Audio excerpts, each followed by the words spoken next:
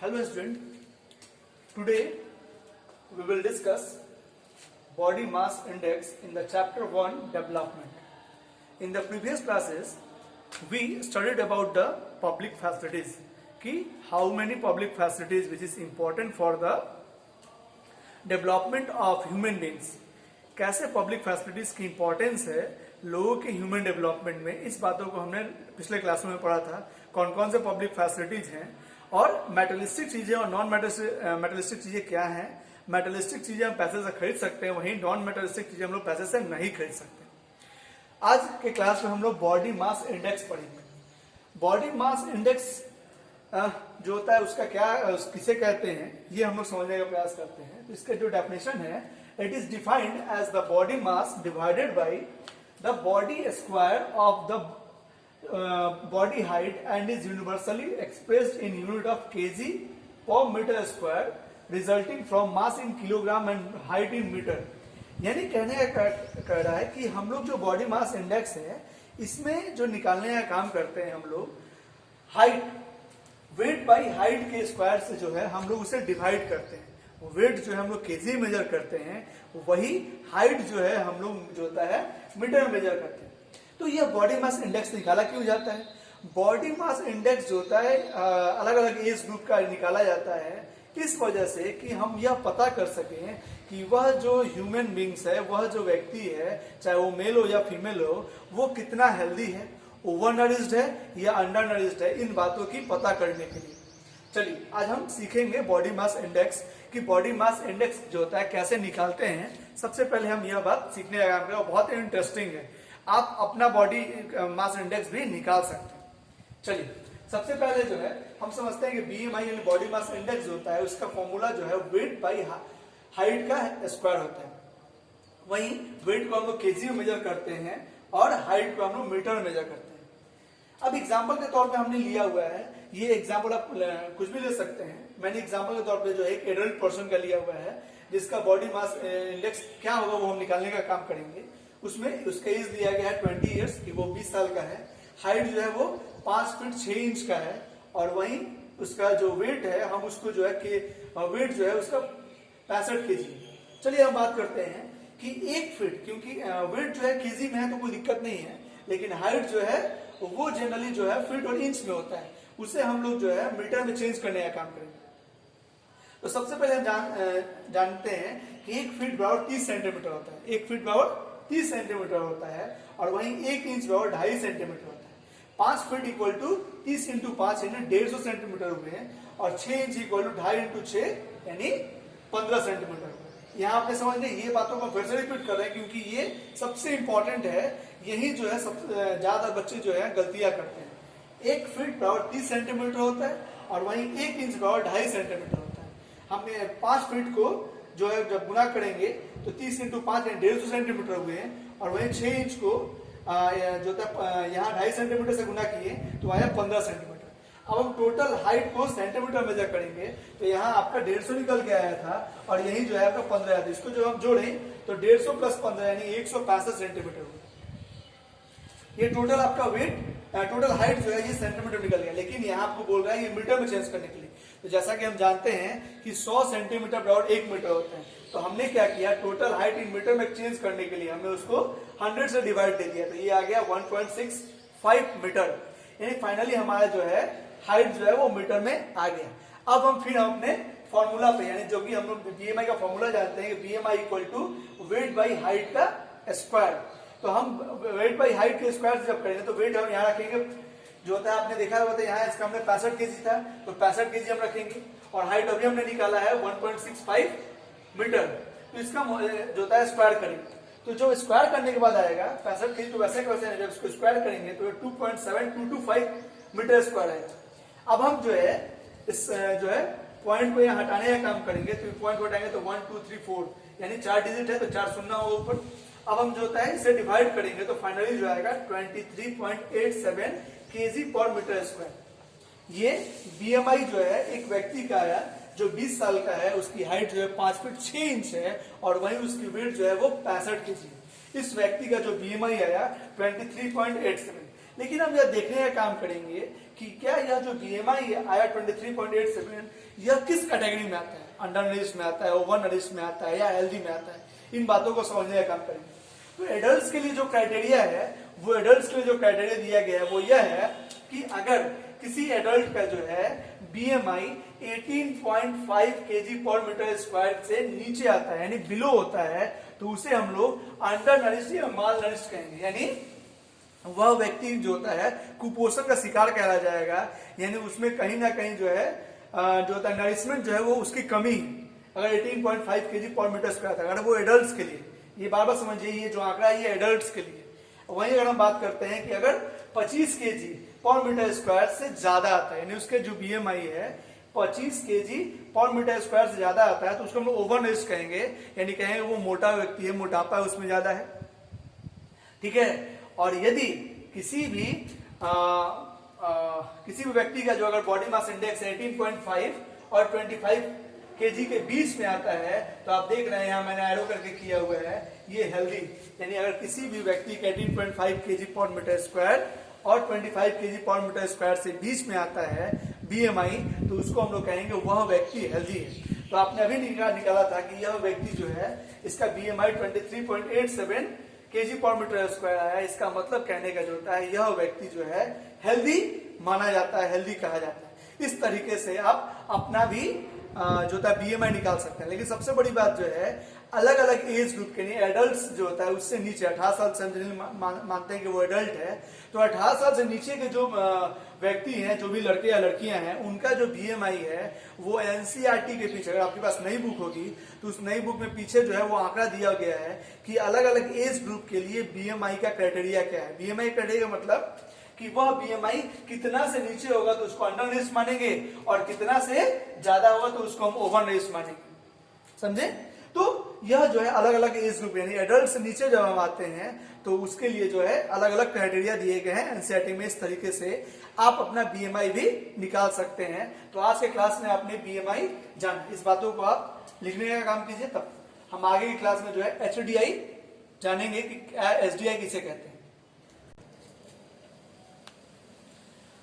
अब हम जो है अगले टॉपिक में जो पढ़ने का काम करेंगे वो है ह्यूमन डेवलपमेंट इंडेक्स, जिसके हिंदी में कहते हैं मानव विकास सूचकांक। तो यह क्या है इसे हम लोग सबसे पहले जानने का काम करेंगे। तो लिखा है it was introduced by United Nation Development Programme UNDP an agency of the United Nations in the first Human Development Report in 1990। यानी ह्यूमन डेवलपमेंट रिपोर्ट जो है यह ओवरऑल डेवलपमेंट को निकालने का काम करती है, जो कि यूनाइटेड नेशन डेवलपमेंट प्रोग्राम के तहत निकाल, ये एक संस्था है यूनाइटेड नेशन डेवलपमेंट प्रोग्राम यानी यूएनडीपी, जो कि यूनाइटेड नेशन अमेरिका की एक संस्था है जो यह निकालने का काम करती है हर एक देशों का। और हर साल पहली बार इसे निकाला गया था 1990 में। 1990 के बाद लगातार इसे जो है हर साल पब्लिश किया जाता है, जिससे कंट्री का ओवरऑल डेवलपमेंट पता चले, यानी कंट्री कितना वाकई मायने में कितना खुशहाल है, वह देश कितना खुशहाल है कि वो पता चल सके, जिससे हम लोग ह्यूमन डेवलपमेंट इंडेक्स में निकालने का काम करते हैं। ये कह रहा है कि और यही ह्यूमन डेवलपमेंट इंडेक्स जो निकाला जाता है और उसकी हर एक साल का जो रिपोर्ट्स सबमिट किया जाता है, बताया जाता है कंट्री को, जो होता है वो सर्वर पे की जो होता है उस कंट्री का ह्यूमन डेवलपमेंट इंडेक्स क्या है, वही जो रिपोर्ट कहलाएगी वो ह्यूमन डेवलपमेंट रिपोर्ट कहलाता है। जैसे देखिए यहाँ लिखा है according to SDR Human Development Report के आधार पे जो 1997 में निकाला गया, उसके आधार पे human development is a process of widening people's choice. यह लोगों की जो चॉइस है उसको वाइडनिंग करता है as well as raising the level of well being achieved. और जो लोग हैं उनकी जो लेवल है, जो उनकी लाइफ स्टाइल्स है उनको बढ़ाने का काम करता है, स्टैंडर्ड ऑफ लिविंग बढ़ाने का काम करता है, कि वो लोग जो होते हैं उनका डे टू डे लाइफ जो होता है कितना बढ़ा है पिछले साल के मुकाबले, इस साल उनका जो स्टैंडर्ड ऑफ लिविंग है वो कितना बढ़ा, यानी वाकई वो कितना खुशहाल है। उन देशों के लोगों के आंकड़े बताता है एसडीआई, और उस कंट्री के बारे में बताता है।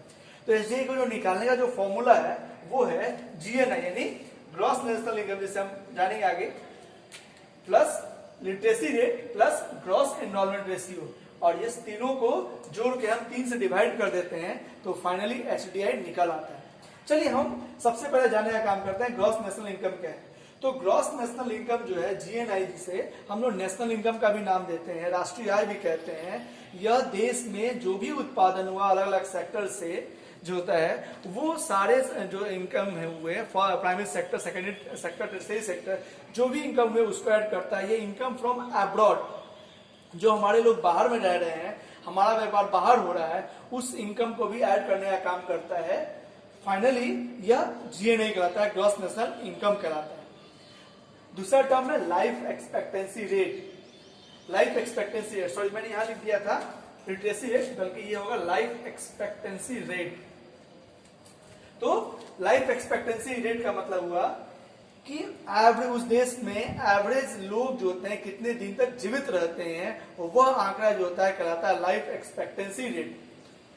वहीं तीसरा है mean year of schooling of people aged 25 and above, यानी कहने का मतलब जो है कि एक तरह से ग्रॉस एनरोलमेंट रेशियो, यानी 25 साल या 25 साल की उम्र से ज्यादा जो लोग हैं वह किसी एजुकेशन में कितने इनरोल हैं उसकी आंकड़े यह बताने का काम कर रहा है। ग्रॉस एनरोलमेंट रेशियो इसको शॉर्ट में हम कहते हैं। और तीसरा एसडीआई ह्यूमन डेवलपमेंट इंडेक्स। चलिए अब हम जो है कुछ टेबल 1.6 में कुछ डाटा पढ़ते हैं अपने रिगार्डिंग जो है जो नेबर्स कंट्री है, इंडिया और उसके नेबर्स कंट्री हैं, उनका 2017 के आंकड़े के अनुसार हम लोग जानने का काम करते हैं किस कंट्री का कितना ग्रॉस नेशनल इनकम रहा, लाइफ एक्सपेक्टेंसी रेट रहा, जो होता है एक तरह से ग्रॉस एनरोलमेंट रेशियो रहा। इस बातों को हम जानने का काम करते हैं। तो देख रहे हैं ग्रॉस नेशनल इनकम जो 2011 के आधार पर लिया गया है, लाइफ एक्सपेक्टेंसी रेट जो है 2017 के आधार पर लिया गया है, और वहीं आपको ग्रॉस एनरोलमेंट रेशियो एक तरह से जो था 2017 के आधार पर लिया गया है। इस बातों का हम काम करते हैं। देखिए श्रीलंका, श्रीलंका का जो है ग्रॉस नेशनल इनकम जो है 11,326 रहा, जबकि इंडिया का जो है 6,353 रहा।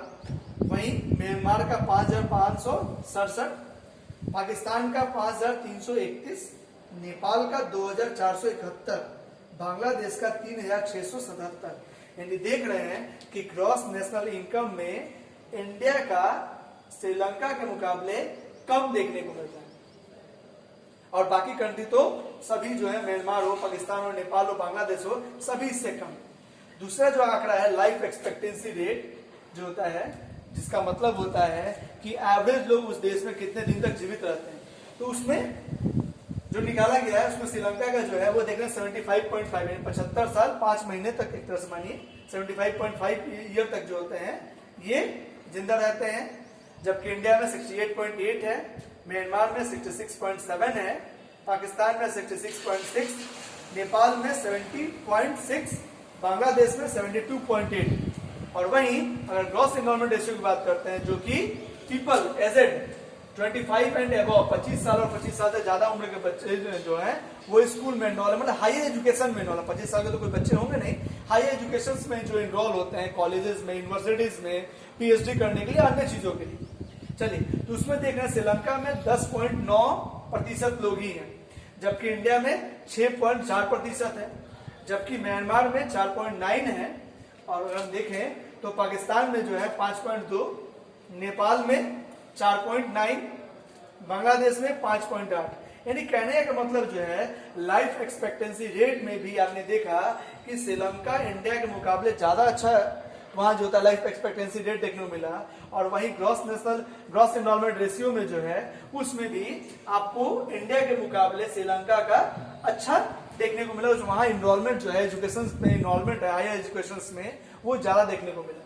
अगर हम बात करते हैं इस तीनों को जो होता है gross national income, life expectancy rate और एक तरह से ग्रॉस एनरोलमेंट रेशियो को, तीनों को जोड़कर जब हम 3 से डिवाइड करते हैं तो फाइनली एचडीआई फाइंड किया जाता है।